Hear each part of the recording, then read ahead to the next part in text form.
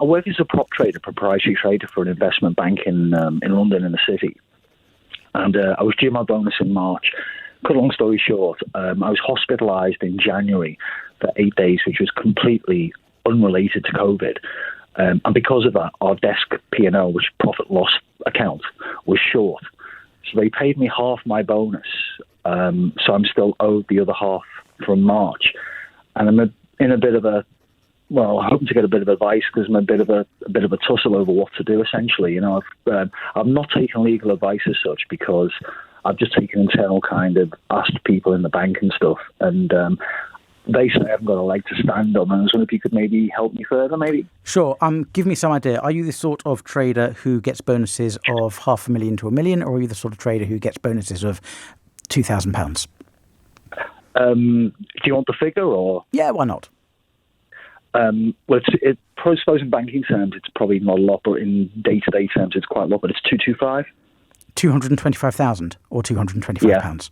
225,000. Sorry, 225,000. Yeah, okay. James, here's my advice. Pay for a lawyer. Don't phone a radio station for free advice.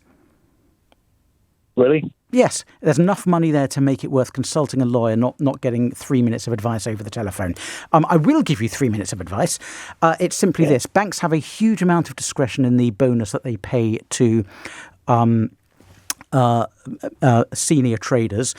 They are allowed to pay whatever sum is reasonable. It'll be in the discretionary bonus plan as long as they're not acting capriciously or arbitrarily. If you didn't make your target for the year, they are entitled to not pay you your full bonus. It's very difficult to challenge a bonus. There's a case you've probably heard of if you've been chatting to people in your bank. It involved Commerce Bank. It's a public domain case. It's very well known amongst lawyers, and that says really banks can get away with paying whatever bonus they want as long as it's not capricious, unreasonable, or perverse. Just very quickly, obviously I understand from a legal point of view. They will obviously have a legal team. Well, in fact, they do. They've got a legal team probably the size of Liverpool away 11, and I wouldn't stand a chance. Is it even worth trying to fight this? Because I do feel I'm contractually, I should get it, because overall my yearly target on the desk was fine. It was just I happened to take 8 days off. I was really ill. James, seriously, mate, pay for a lawyer. If £225,000 is at stake, pay for a lawyer.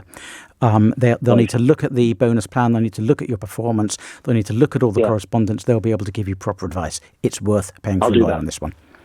I appreciate that. Thanks very much, Daniel. James, thank you so much. And that's actually a really, really interesting call, because I generally think that although going to lawyers is difficult, come on, let's face it, who wants to pay money for legal advice when you've got the LBC Legal Hour and you can get it for free?